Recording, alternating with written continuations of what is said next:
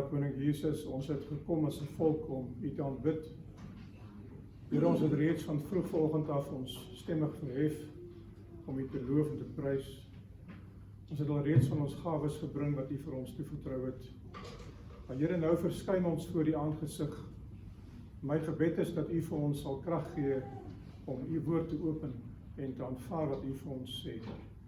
En ek bid dat die Heilige Gees dit sal interpreteer, sodat ons kan verstaan wat is die boodskap wat U vir ons gegee het vandag. Seën dit nou in Jesus naam. Amen.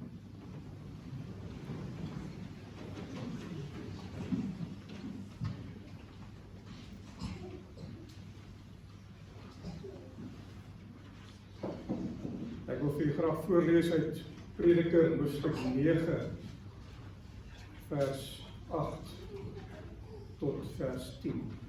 Prediker 9, 8 tot 10. Ecclesiastes chapter 9, verse 8 to 10. The verses might be different, you will get in English.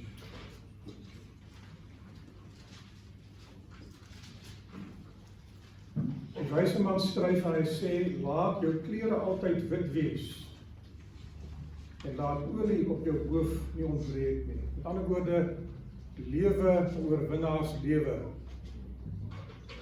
En toon aan die wêreld dat jy 'n kind van God is, in my eie woorde. Geniet die lewe met die vrou wat jy liefhet, al die dae van jou nietige lewe wat hy jou gegee het onder die son. Al jou nietige dae, want dit is deel aan die lewe en aan jou arbeid wat jy met moeite verrig onder die son.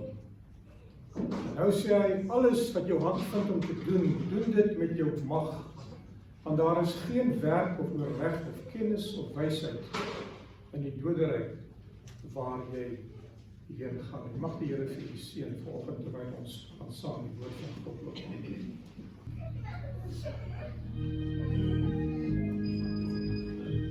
Kom sit u voor, almal van julle.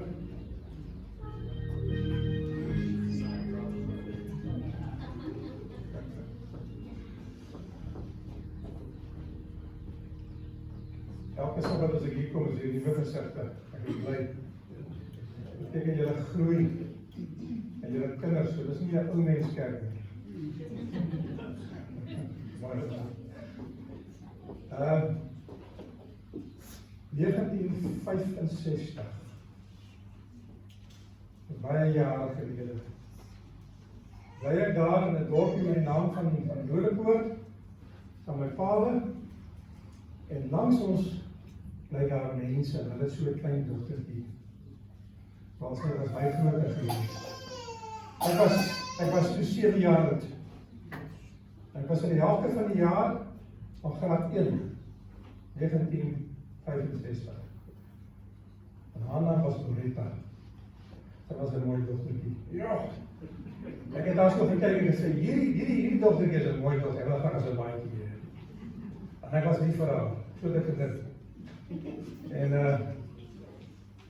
sy het my so gekyk, jy weet, die Here wat nou so baie maatjies maak. So die draagdag gesels, het sy nie belang gestel baie nie. Ons het saam na dieselfde skool toe gegaan, dieselfde klas gesit. En ek het hard probeer om haar vriend te wees, maar sy wil niks weet nie. Een Sondag, terwyl ek daar in die huis sit, ons het net klaar middagete geëet, was daar so 'n klop aan die deur, die voordeur. My pa gaan en hy maak die deur oop, en daar staan 'n kleiner dogtertjie. Sy was 4 jaar oud. Dit is Loretta se sussie. Weet julle wat vra sy vir my pa? Sy sê, oom, ek wil graag met André trou eendag. Net so, my sê. Van jou gaan vra vir my. My pa sê, kom en dan vra self. Ek wil onder die tafel kry van skaamte. Ek was so slaaks gevoel. Ek wil nie vir haar hê nie. Ek hou van die sussie wat ouer is. Nou kom die kleintjie snip en sy kom spot alles. En my pa het dan gesê, miskien jy so 'n paar jaar wag, dan kom jy weer terug, hoor. Maar kyk eens wat sê hy. En sy het verloop, sy was tevrede daarmee. En ja, ek het nie gerus in my siel. My pa het my so gespot, en my boeties. Nie oor. Maar dit het nie saak gemaak nie. Rita het 'n hartprobleem gehad. Sy het 'n hartklopie gehad wat nie gewerk het nie. En hulle het gevra R700, hoe was dit? R700 maar weet jy wat het gevat dat 'n spesialis van hartklop kan regmaak in daai tyd. Dit is baie jare terug was baie geld. Hulle het gespaar en al hulle meubels verkoop om daai operasie te gaan. Dus sy het weggegaan, die operasie gehad en sy het oorleef. En weet nie waar sy vandag is nie, maar sy het groot geword. Sy is dalk getroud, al wat ek weet. Het dalk kinders in die wêreld gebring. Maar dit was my eerste liefde. Toe ek nog 'n klein seentjie was. Ek het deur baie dinge gegaan in my lewe daarna wat nie dieselfde was nie. Maar weet julle wat? Ek het van daar af besluit gemaak. Ek gaan van nou af vir die Jesus vra om my vrou te soek. Want hierdie selfsoek ding werk nie. Julle is so skeef geloof, ek het nie geweet wat ek moet maak nie. En julle is nog baie klein. Julle gaan nog baie maak, julle gaan nog lekker speel tot julle groot is eendag. Maar ergens langs die pad gaan julle iemand kry en julle sê, ek hou van daai persoon baie. Sien jy vir dogter nie. Maar julle moet nou al begin bid en vir Jesus vra. Eendag, as ek groot is, wil ek ook 'n maat hê. En ek gaan vir Jesus vra om vir my daai maat voor te berei en my vir haar, as dit by die man en die seun is, en ek wil vir julle vertel daai verhaal werk. Myne het gewerk en ek gaan net na die preek die dag van vra. Mag die Here vir julle sê, hoor, julle moet bid vir die dinge wat julle wil hê.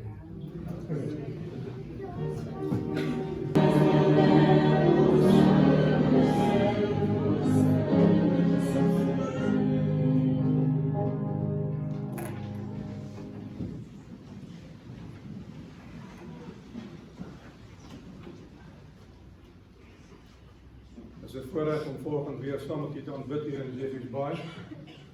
Ek sê elke keer as ek hier kom is die nuwe gesigte en ek is bly daaroor. Dit beteken iets beweging. Hulle sê is water wat stil staan is dood, né? En dan moet lewe wees beweeg. Mag die Here vir u seën, geliefdes. Ek wil met u praat vanmôre aan dinge wat na in die hart lê. En ek hoor na in die hart lê die liefde van die lewe. Die lewensmaat wat jy gekies het, en ek wil al die jong mense praat, want julle gaan hierdie pad loop, as die Here nie kom nie, een of ander tyd. Ek het die afgelope week 'n dametjie ontmoet wat by die huis wat langs my huis staan gaan uittrek. Sy soek 'n blyplekkie vir 2 maande. Ek het 2 huise op my perseel. En ek het besluit om die plekkie uit te huur om die inkomste te verkry, maar die plek is nog nie klaar nie. En ek het baie herstelwerk, ek het heel wat aanbouings gedoen, ek het 'n kamer aangebou, 'n kombuis, ek is nou besig met 'n badkamer wat ek aanbou in die huis apart. En ek het al vir die Here gevra, is daar genoeg ure in 'n dag om al jou werk te doen? Daar is nie genoeg tyd nie. Ek het so baie dinge, ek het 'n lys op die yskas wat bestaan uit 2 kolomme, die dinge wat dringend is en die dinge wat noodsaaklik is. Daar's 'n verskil in die twee, jy weet. En kort ruil ek die dinge wat daar geskryf is om, of ek trek dood en ek sit nuus by. En dit gaan so dat met die werk wat ek tans in die kerk ook doen, en die ander dinge wat ek doen, ek het baie studies wat ek wil graag klaarmaak, dit is iets wat my druk in die nag. Ek dink aan Ellen White, toe sy 'n jong meisie was, dat die engele haar wakker maak in die nag en van sê, staan op en werk, jou werk is nie klaar nie. En daar is nagte wat ek opstaan, wat die Here vir my sê in my hart, jou werk is nie klaar nie, gaan aan. Mense dink as jy afgetree het, jy nou baie tyd, ek hoef nie sê ek het nou minder tyd as ooit. En die lys hier om baas raak al langer en langer, van dinge wat gedoen moet word, en ek probeer om alles by te bring. Ek het die week weggeloop vir 'n week, 'n bietjie gaan kyk. Lukas 2 vers 28 wil ek graag vir julle lees as inleiding. Ek wil daar begin met die voorsienigheid van God en hoe God 'n mens se lewe deel en hoe jy die beloftes van die Here kan aan vashou as jy iemand is wat daarop let. Lukas 2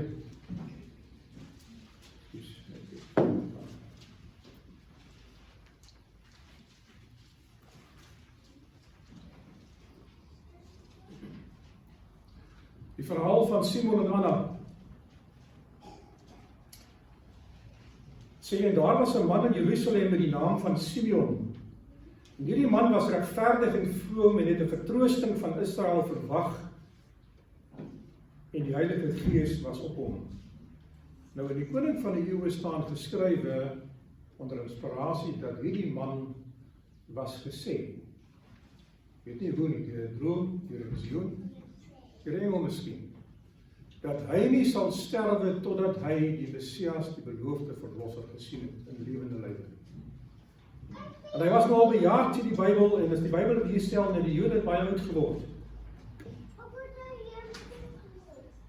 So hy het gewag vir daardie dag, maar elke dag het hy ouer geword en die belofte het nie in vervulling gegaan nie.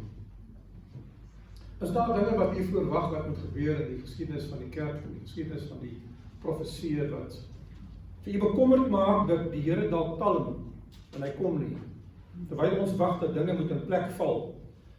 Maar ek wil vir u herinner daarom dat die diensmaag van die Here geskryf het en gesê het dat die laaste slottonele sal, wat is die woord wat sy gebruik? Rapid. Dit sal vinnig opeenvolgend wees. En sy skryf in die boek Eerste Geskrifte dat dinge wat in die verlede maande en jare gevat het, sy praat van bekering en verlossing en sake wat uitvoer kom en verloop van dinge in jou lewe, gaan in weke en in dae gebeur in die slottonele. En aan hom is dit deur die Heilige Gees geopenbaar dat hy die dood nie sou sien voordat hy die Christus van die Here, die gesalfde in Hebreëus, gesien het nie. En hy het deur die Gees in die tempel gekom. So, hy het nie meer diens gedoen nie, hy was te oud gewees, net die diensdoende priesters het in die tempel gegaan. Maar die Heilige Gees sê vir hom, gaan kerk toe, vandag. As hy daardie stem geïgnoreer het, sou dit wat die Here vir hom beloof het, nooit tot uitvoer kom het nie. Hy sou dit gemis het. Maar hy het geluister. En toe die ouers die kindjie, dit is Jesus se ouers, Josef en Maria, inbring en met hom handel volgens die gebruik van die wet, het hy hom in sy arms geneem en God geloof en gesê, laat u, Here, die diensknegt gaan in vrede volgens die woord, omdat my oë u heil gesien het. Wat u toeberei het voor die oë van al die volke en alle nasies is die Hebreëse teks. En 'n lig tot verligting van die nasies en die heerlikheid van die volk Israel. En Josef en sy moeder het hulle verwonder oor die dinge wat van hom gesê is.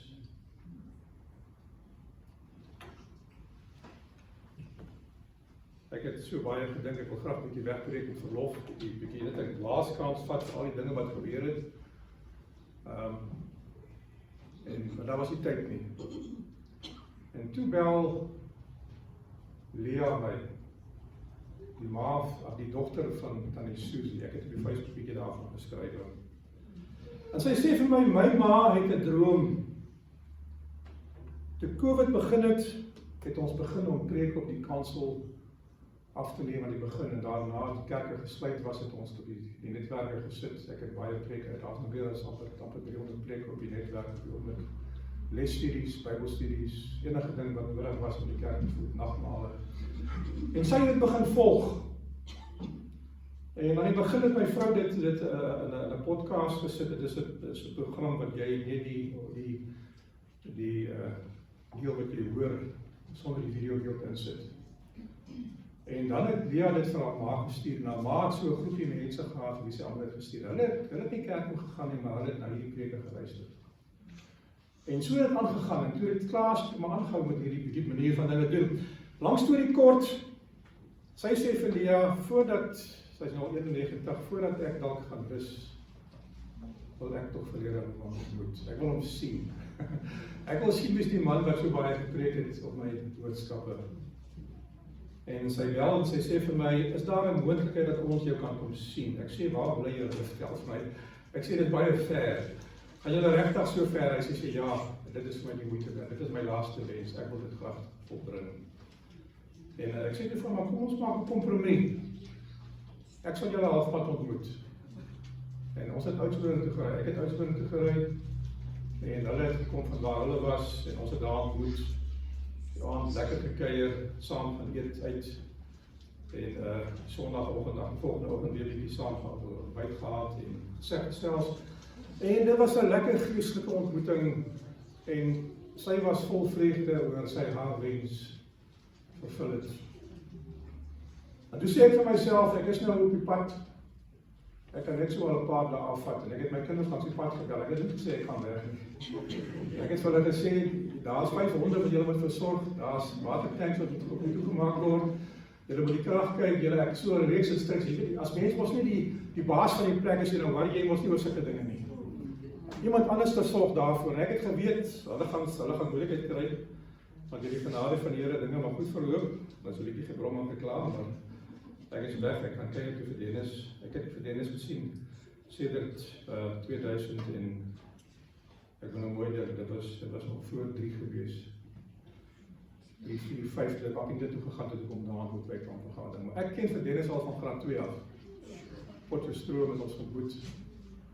Goeie vriend van my, het saam teologie studeer, baie gekruis. Hy is die tipe man by wie jy kan in die middel van die nag opdaag en hy sal vir jou plek te lê. Al is dit nou saam met die honde aan jou op by jy. Ergens sal jy 'n plek kry waar jy kan gaan lê by hom, jy sal kos hê. En ons het so oor en weer gekuier altyd en toe Harry siek geword die laaste paar jaar kon ek dit nie meer doen nie, want ek kon nie meer as 2 dae van die huis weg gaan regtig nie. So ek het 'n bietjie weggebreek en vir 'n week gaan vakansie hou daar by hulle. En daar het ek gesien mense wat opstoei met die lewe, mense wat so besig is dat daar is nie tyd vir niks nie. Michelle het altyd gesê, toe ek 'n kind was, hy sê, as jou tandeborsel in die oggend laat val, dan is jou hele program vir die dag uit, as jy laat vir alles. Daai paar sekondes wat jy verloor, dis nie regtig waar nie, maar jy verstaan as 'n mens besig is.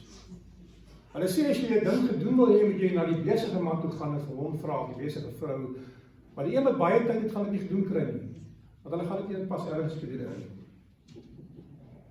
En ek het 'n bietjie weggebreek en van tyd met daar gaan. Ek wil met u praat oor die huwelik. Ek het hier gelees Prediker 9 vers 9, geniet die lewe met die vrou wat jy liefhet. Nou Salomo baie vrouens gehad. Dit kan impliseer met die gunsteling een of vir ons normale mense die een wat jy gekies het. En ek wil graag byvoeg vir die Christen mens die een wat die Here jou toe gelei het. Ek het in Psalm 2 begin om vir die Here te bid, regtig wat ek vir die kinders gesê het. Ek het gebid vir 2 dinge. Ek het vir die Here gevra, ergens gaan ek eendag 'n werk moet hê. En ek wil nie kies wat dit moet wees nie. Help my en berei my voor vir daardie werk.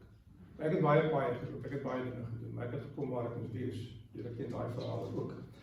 En ek het vir die Here gesê, ergens in hierdie wêreld is daar 'n vrou of 'n meisie wat ek glo vir my bedoel is. Berei haar vir my voor en berei my vir haar voor.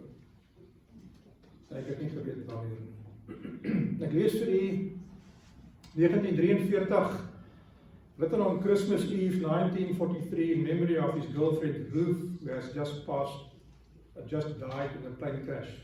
Daar's 3 verhale oor hierdie gedig. En al 3 maak aanspraak dat hulle die oorspronklike geskrywe het. 24 Maart 1944, this poem was issued by Mark to Violet Sasbou, a French agent of the Special Operations Executive who was eventually captured, tortured and killed by the Nazis. Die netwerk het 'n rolprent van haar gemaak later aan. Her Carve Her Name in Pride is die naam van die rolprent.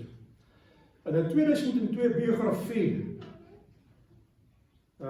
skryf Violetta Sasbou, The Life That I Have, die author Susan Ottaway. Nou goed, wat sê die gedig? Die gedig sê, the life that I have is all that I have, and the life that I have is yours. The life that I have of the life that I have is yours and yours and yours. A sleep I shall have, a rest I shall have, yet death will be but a pause. For the peace of my years in the long green grass will be yours and yours and yours. Leo Marx. En ek het daai gedig gevat en hom bietjie aangepas wat sê, the life that I have is the love that I have. And the love that I have is you. Ek het vertel van my eerste liefde, ek het gedink dis liefde. Nou mense praat van kalme liefde, gaan verby. Dit is maar net 'n kolletjie op jou boek. Jy kan nie dit. Maar dit plaas die pad daar waar jy begin om die pad te loop en te dink aan die dinge van die lewe. En dit was vir my nogal ontnigtering geweest toe dinge so uitgewerk het.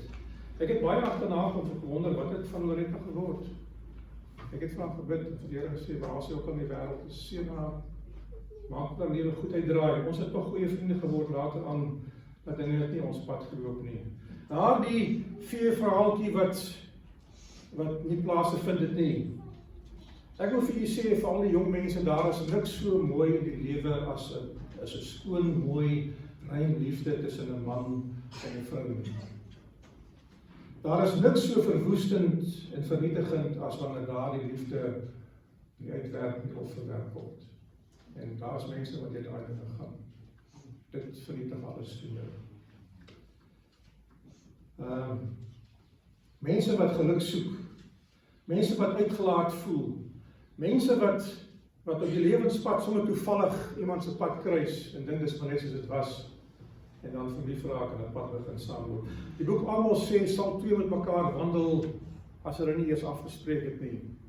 Sal 'n leeu brul as hy nie sy prooi gevang het nie. Gebruik so 'n paar beeldsprake in die profeet Amos wat hy verskyn.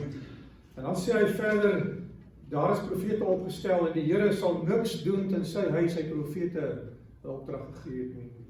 En ek wil vir julle sê, ek glo in daardie woorde, dat as u lewe aan God toewy en van God dinge vra, dan sal dinge met jou begin gebeur. En vanmôre se les het ons gesê dat die opskrif hier in die lesstudie teks het gesê, nog nooit was daar 'n gebeurtenis waar God na die stem van 'n man geluister het nie. En ek het hier vertel van verhale wat God ontmoet het met mense gehad. En daar's mense wat gesoek het en die Here het hulle geantwoord op 'n spesiale wyse. Nou ek is 'n mens wat altyd snaakse dinge bid, sê ek weet nie of ander mense so bid nie.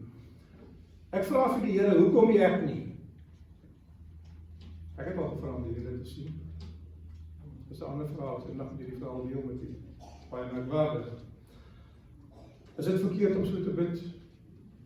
Ek wil vir julle sê dat as u na die tyd van benoudheid toe gaan, wat die Bybel vir ons voorskryf in die Openbaring, gaan u by die plek kom waar u vir die Here gaan sê, ek wil u gesig sien, soos Josua gebid het toe hy uitgegaan het in die veld. En die engel van die Here aan hom verskyn het in die vorm van 'n soldaat. In antwoord op sy gebed sê die gawe van profesie. Ek wil vir julle lees Johannes 15 vers 9 tot 12. Wat sê die Bybel verder? John 15 vers 9 to 12. Soos die Vader my lief gehad het, het ek julle ook lief gehad. Bly in hierdie liefde van my. As julle my gebooie bewaar, sal julle in my liefde bly, net soos ek die gebooie van my Vader bewaar en in sy liefde bly. Dit het ek vir julle gesê dat my blydskap in julle volkome kan wees, trappe van vergelyking. Goed, beter, beste, volkome, die hoogste vorm van geluk. Dit is my gebod. Julle mekaar moet lief hê soos ek julle lief gehad het. Groter liefde het niemand as dit, dat iemand sy lewe vir sy vriende gee. En dan gaan die teks aan en hy verduidelik wat hy daar sê vir ons in hierdie tyd. Ek het van 1967 af begin bid vir 'n vrou en in 1979 en in 78 het ek haar ontmoet. En interessante verhaal, die Facebook se vanmôre lees, dan sal jy weet wat ek van praat. Twee jong mense wat mekaar sien en net eenvoudig daardie koneksie maak. Ja. Die antwoord op gebed. Bid. Wat sê die Here? Bid en vir julle sal gegee word. Ek weet daar's mense in die kerk hierso wat bid het. Nog nie gekry het nie. Moenie moedeloos word nie. Ons ken nie die plan van die Here nie, né? God het sy tyd. En God sal jou vorentoe beweeg deur 'n persoonlike ervaring wat jou by die regte plek sal bring. Die oomblik van waarheid. Nou, die huwelik is nie 'n proefloopie nie. Daar is mense in die wêreld wat dink dat jy met 'n trial run hê, soos die Engels sê. Jy moet eers met die vrou of met die man gaan saam bly en saam lewe en dan kyk of dit uitwerk en dan miskien as dit werk, dan gaan jy in die huwelik in. Dit is nie Bybels nie. Die rekenaarprogramme het 'n trial run Het sê, probeer die program en as jy hom wil hê, dan kan jy hom koop. In ander woorde, dan gee vir jou 'n tydperk wat jy hom kan probeer. En na daai tydperk sluit die program toe en dan moet jy daai key kry, daai sleutel kry, en jy kry hom net as jy die geld betaal het.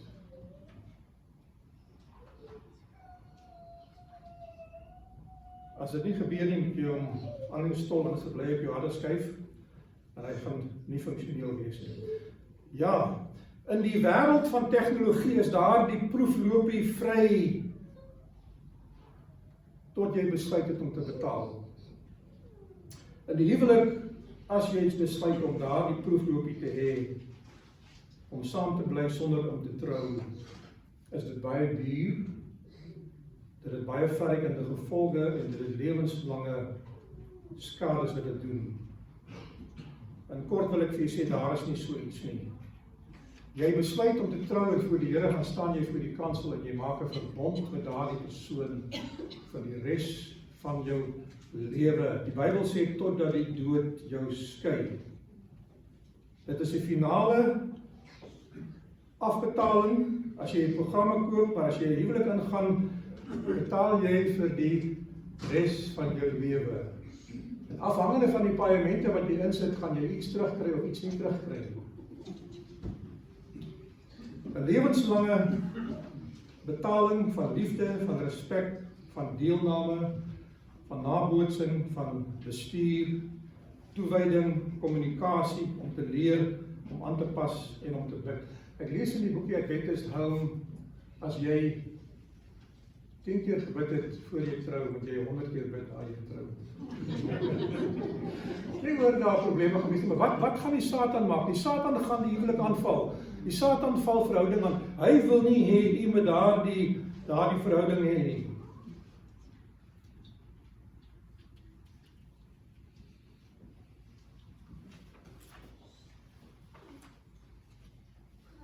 Ja. Nou, dit was nie die enigste meisie dat jy gekyk het nie. Ek is nie tyd vir belydenis nou nie, maar jy weet as jy jou vrou ontmoet, dan sê jy van jy is die enigste in my lewe gewees, ooit, en jy nie altyd te sê. Daar is tye wat 'n mens kyk, maar ek het nooit regtig in my lewe 'n meisie gehad wat ek al gesê het, dit is my vriendin, wie se hand ek kon vashou en kon liefhê nie. Dit het nooit uitgewerk nie. Ek het wel 1 of 2 keer iemand gesien en gedink, joh, dit is nou die keer. En 1969 tot 70. Ja, ek het net geskryf wat ek geskryf het. Maar nie dan sê wat ek nie moet sê nie. Ja. Goed, daar was 'n meisie gewees, na wie ek begin kyk het en ek het vir haar 'n briefie geskryf. Sy het my briefie teruggeskryf en seker so 2 weke het dit aangehou en sy sê vir my, luister, ek hou nie van jou nie. Maar jy moet maar gaan. Soek vir jou iemand anders om jou vriendin te wees. En ek het oor dit gekom, ek het oorleef, jy weet, ek was 'n bietjie dik weg vir 'n paar dae, en die nors, my pa vra wat gaan aan, ek sê nee, dit is nie noodwendig nie. Toe ontmoet ek 'n vriend, my naamgenoot, gaan nie verder iets sê nie, maar hy het 'n mooi suster gehad, maar sy was al op die universiteit. Ek was op daai stadium in standaard 3. My pa het begin om vir ons te dissiplineer, hy het gemaak, soos die kos hy gemaak, gesê, sit by die tafel en studeer. Maar ek is ou wat nie gaan slaap het in die aand my werk en klaar is nie. Ek het nie nodig gehad om studieure te hê, soos sommige kinders het nie. So ek het gesit en my tyd verwyl en toe skryf ek nou briefies vir die meisie. Nie regtig nie, vir myself, ek is te bang om vir haar te gee. My pa kom toe in om te kyk wat aan die gang is en hy kyk by my skouer en hy sien wat ek skryf en hy vat die briefie en hy lees hom. Hy sê, waarmee is jy besig? Terwyl jy moet uitwerk, en hy gee my 'n verdiende pak slaag. En ek was so hartseer geweest. Hy sê, jy is te jonk vir hierdie nonsens. Daai meisie is te groot vir jou, los haar uit. Anders sê ook hoe mooi en hoe begaafd. Sit jou droom op 'n ander plek. Wag tot jy reg is daarvoor. En daai vuurtjie is doodgespoor net so met een slag, jy weet, en ek het 'n bietjie gevat om oor te kom. Maar die probleem was nou dat ek 'n maatjie ook verloor, want as ek vra kan ek my maatjie spesifiek pa nee, want daai vrou is daar so. Dit gaan net probleme veroorsaak. Tot ek weet jou kop is reg. As speel jy nie weer daar. So hy moet met my speel altyd. So ek het Hoe sê die ou mense, jy kan laat vir jouself gepluk, né? Wat jy nou gemaak het deur jou dinge. Onskuldige dinge wat kinders doen, wat jong mense doen. 1975, toe ek op skool was, het ek nog 'n meisie ontmoet, haar naam was Suzette. En ek het baie vandag gehou, maar ek het lankal besef dat dit kan nie wees nie. Ons het so 'n bietjie vir mekaar geskryf, bietjie saam gesels. En maar ons het besluit, dit gaan nie, die pad gaan nie vorentoe loop nie. Jy weet, nou so het ek die lewe gegaan en ek het vir die Here gesê as 'n jong mens, is daar nie iemand vir my nie. Want al my vriende het meisies. Ek gebruik die term van die wêreld, wat dit ook al mag beteken. In die Christelike kerk het ons ook daardie dinge, maar dit moet reg geskied, né? 1978 op college het ek 'n dametjie ontmoet wat so 'n jaar of 2 ouer as ek was en ek het baie van haar gehou en ek besluit hierdie dag ek gaan vir haar 'n briefie skryf in haar verjaarsdagkaartjie. Maar jy weet, baie keer, ek gaan dit versigtig sê, baie keer maak die Here dat jou planne misluk sodat jy daaruit 'n les kan leer. Ek is so dom om in haar kaartjie vir haar te skryf, ek is baie lief vir jou. En ek sit dit in Proverke en ek het aan Tafelberg gaan sit by die college en ek het langsaam leer gesê, maar sy maak dit nie oop nie. En haar vriendin kom en sy vat die kaartjie en sy lees hom, maar sy kyk so vir my en sy maak die kaartjie toe en sy sit hom terug, sy het niks gesê nie. Toe kom daar 'n ander mannetjie aangesit en hy wil ook die kaartjie lees en die meisietjie sê vir hom, los die kaartjie, dit is daai dame se kaartjie, jy mag hom nie lees nie. Sy het geweet wat binne staan. Nou gelukkig het sy dit beskerm, jy weet. En as hy dit nou gelees het, dan die hele wêreld het geweet. En daai ding het verby gegaan. Ek het met haar agterna gepraat en ons het vriende gebly vir baie jare tot baie lank daarna. En dit is dinge wat my gebly het as 'n mens. Tot daardie dag, ek vertel vir 'n bietjie verhaal van my lewe. Toe ek in 1979 terugkom van die college af, my pa se werk verloor as predikant, afgedank. Die subsidie van die kerk het verval, die subsidie van die ID het verval, dis amper, dit is baie 60% van my college geld. Ek het 40 ure 'n week gewerk om my studies te betaal, want my pa kon nie betaal nie, ek het 'n jaar uitgehou, ek het 78 en toe kon ek nie meer. En toe die weermag uitvind dat ek nie meer en ek studeer nie, toe sê hulle vir my, kom, ons jou vat, 2 jaar. Nou in daai tyd kom ek huis toe. My pa sê vir my, die kleintjies wil gaan swem by die swembad. Ek is die ou wat die lisensie het en ek het 'n kar, ek het hulle vat. En daar moet ek weer die jeug van die kerk. Maar wie is van my wat te dom? En ons speel die dag bullfight in die swembad en daar's 'n meisietjie wat een kant staan en sy het nie 'n maat nie. En dan sê vir my, jy het ook nie 'n maat nie, daar's vir jou 'n maat. Ek sê dit werk nie so nie. Ek sê nee, dit is jou maat. Ek wil nie verhandel die meisie met die groot mos swart hare. Ons het bullfight gespeel en toe daai iets gebeur wat, maar jy weet, so iets wat jy nie kan vir mense vertel nie, dit gebeur in jou hart. Die volgende Sondag het ons bietjie gaan vlotte klim daar by Sterkfontein, ons het by ingang ingegaan wat onwettig was en daar het ons kontak gehad weer en toe het ek begin om vir haar te sê, ek hou van jou en natuurlik sy eie gang gegaan. Ons het brief geraak, ons het mekaar begin kommunikeer, briefies en ander dingetjies. Ons het die jeugbyeenkomste geniet, want dit vir ons kon saam wees, sit na hande vashou as dit die regte ding is om te doen. En die lewe het sy pad gegaan. Ek het op 'n stadium vir die Here gevra, gee vir my 'n teken dat dit die regte vrou is. Jy kan daai verhaal gaan lees, wie wil belangstel in dit. Maar dit gebeur nie altyd so nie. Dis gevaarlik om vir 'n teken te vra, want die duiwel kan ook vir jou 'n teken gee. Maar ek het hierdie ding aan die Here opgedra. Wat ek vir julle wil sê is dat alles wat ek in my lewe gedoen het, was met die hulp van die Here. En ek het geglo en gehoop dat die Here dit sal doen. Geliefdes, die huwelik is vir ewig. Die Hebreëse woord vir ewig is 'n siklus. Met ander woorde, van die begin tot die einde. Dit beteken nie 'n tydlose ewigheid nie.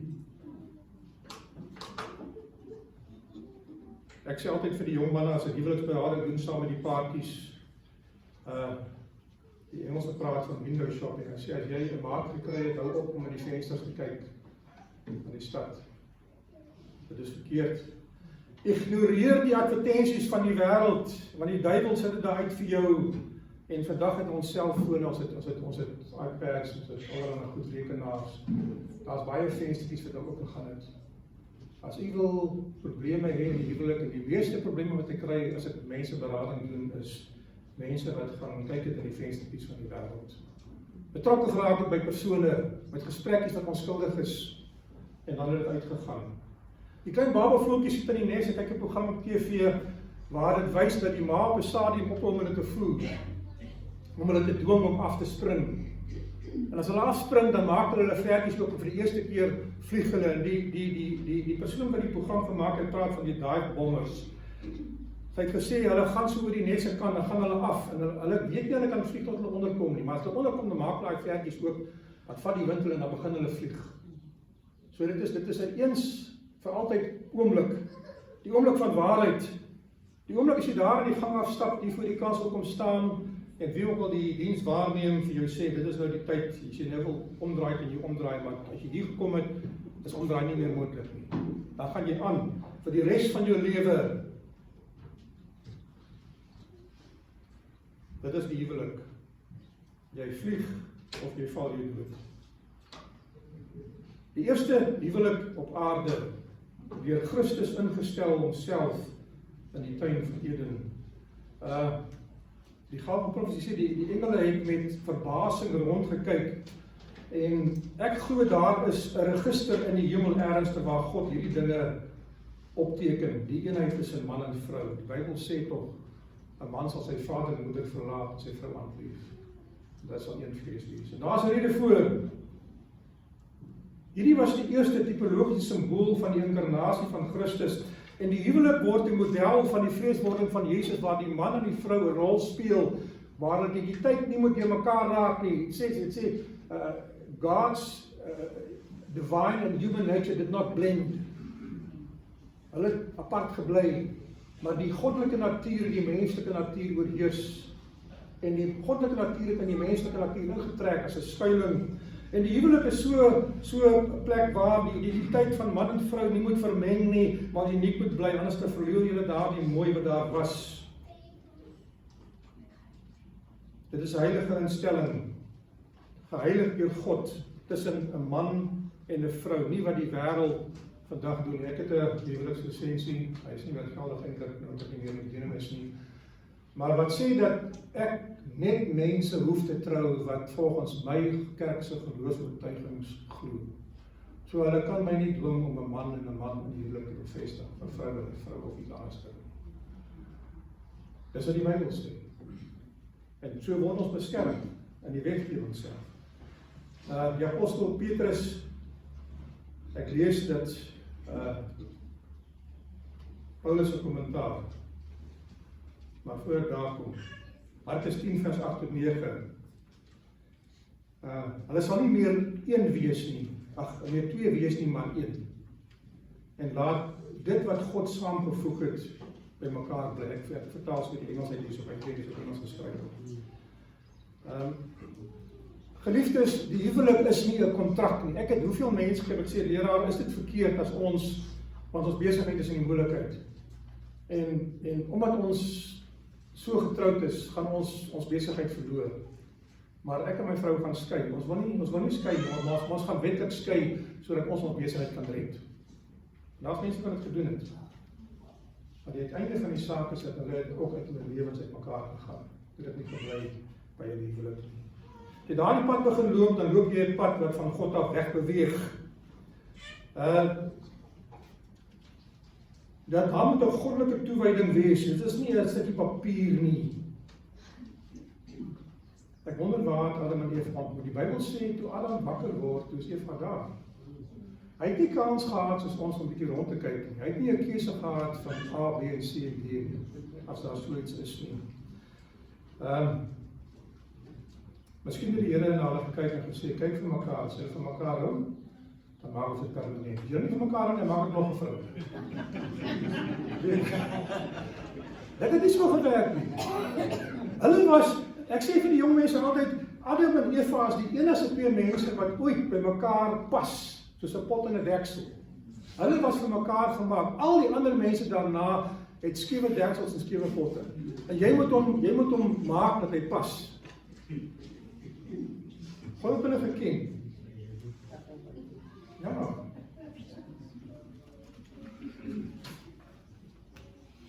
Die Bybel sê dat hulle vir mekaar gemaak, volmaak, soos 'n handskoen en 'n hand wat in mekaar gaan.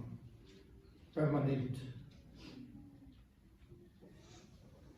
Genesis 2 vers 18 sê die Bybel, en God het gesê, dit is nie goed dat die mens alleen moet lewe maak nie. Ek sal vir hom 'n help maak wat by hom pas. En geliefdes, in die Eden model voor die sondeval was man en vrou as gelykes geskape.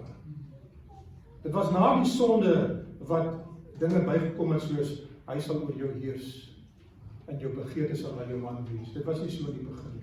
As u wil gelukkig wees, moet u terugkeer na die huweliksmodel van voor Eden. Ek sê baie vir jong mense, as 'n kar stukkend is, het 'n waarborg. As 'n kar 'n waarborg het, Peter, jy nie al nie. Jy hom vat, wat gebeur? Dan breek jy daar die waarborg. Nou, jou huweliksmaat het 'n waarborg, vat hom terug na die maker toe. Sê hier, my vrou is stukkend, of my man is stukkend. Maak weg asseblief. Ek maak maar 'n grapie, maar ek glo die Here doen dit. Die Here werk in ons lewens. Daar was nie 'n seremonie gewees nie. Daar was nie, die Here het nie gesê Adam staan regs en Eva staan links, of hoe dit ook al moet wees nie. Jy weet, daar was nie bruidsmeisies gewees om pragtig te wees saam met Eva nie. Daar was 'n operasie en toe Adam wakker word, is Eva daar. En hy sê dit is vlees van my vlees, is been van my gebeente. Hulle was man en vrou geskape. Wat God saamgevoeg het, kan geen mens skei nie, sê die Bybel. Hulle was volwasse, onervare groot mense. Hulle het nie gekyk wat pa en ma doen nie. Hulle het nie self geëksperimenteer met die lewe om te kyk nie. Hulle het nie as kinders gespeel en gesien wat werk en wat werk nie.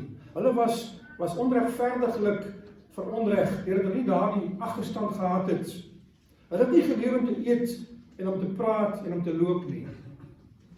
Dit moes vreeslik gewees het om gebore te word as 'n volwasse mens, wat nie daai ervaring gehad het nie. Hulle het aan hulle kinders gesien. En die huwelik was vir hulle so gewees. Hulle het nie daardie liggame gesien ontwikkel as jong mense, as tieners en as volwassenes nie. Hulle het nie gesien hoe liefde betoon word nie, wat gesê moet word nie. Mense wat net van saam bly, bederwe daardie deel van die huwelik heeltemal. Die Vader, die Seun, die Heilige Gees, want dit sê God het gesê, laat ons mense maak na ons beeld. So, ons is in die gelykenis van God geskape, geliefdes. Die blauwdruk van God, ons liggame, ons persoonlikhede is die watermerk van die Godheid in dit. Satan probeer daar die watermerk uitwis. God het gesê, en hy het geskep, plante, die diere. God het gesien, en hy was tevrede, daar was niks by te voeg nie, geen evolusie nie. En toe sê dit, God het gemaak. Hy maak Adam van die stof, ek sê al vir die dames, julle is so 'n bietjie beter op materiaal, want julle is van vlees gemaak. Dit is nie van grond gemaak nie. Beeldspraak van die Bybel, wat beteken dit? Die eerste mediese stelling in die Bybel, dit is nie goed dat 'n mens alleen is nie.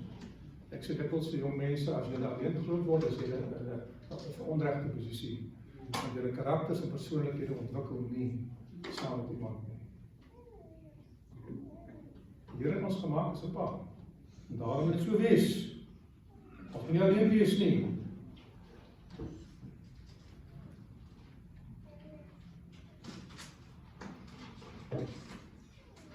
Ja. Die Bybel sê die Here het sy tyd geneem, hy het eers gekyk na wat daar is, en hy kon niks vind in sy skepping wat vir Adam gelukkig sou maak nie. Op hom pas. Toe maak hy vir Eva. Iets wat hy in sy gedagte gehad het. En Adam sê, dit is been van my been en vlees van my vlees. Hy noem haar manin, want hy sê, sy het uit die man uit voortgekom.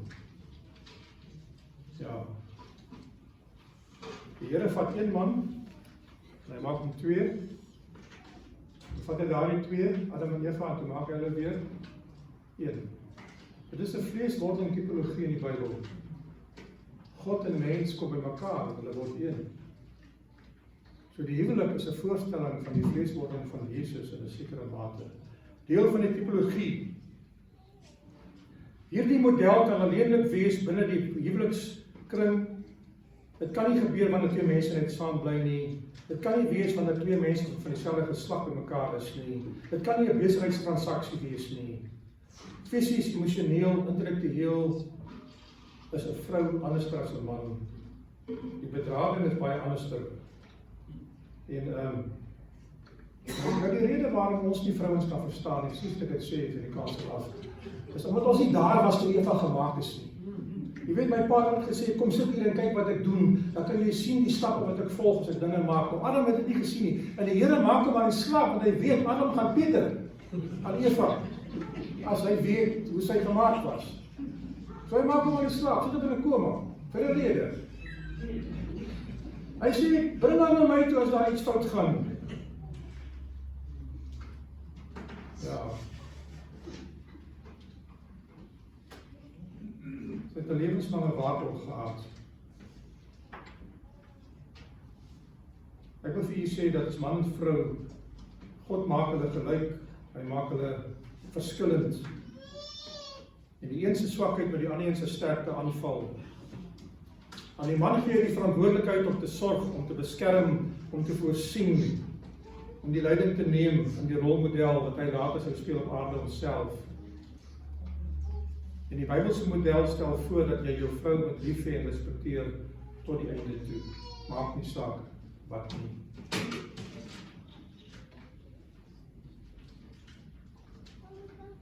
Die laaste paar weke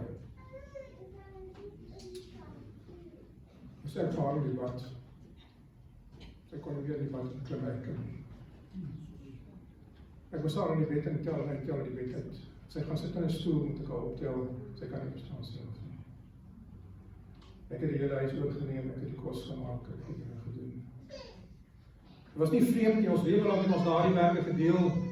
Ek het kinders grootgemaak, sy het kinders grootgemaak, ek het gewerk, sy het gewerk.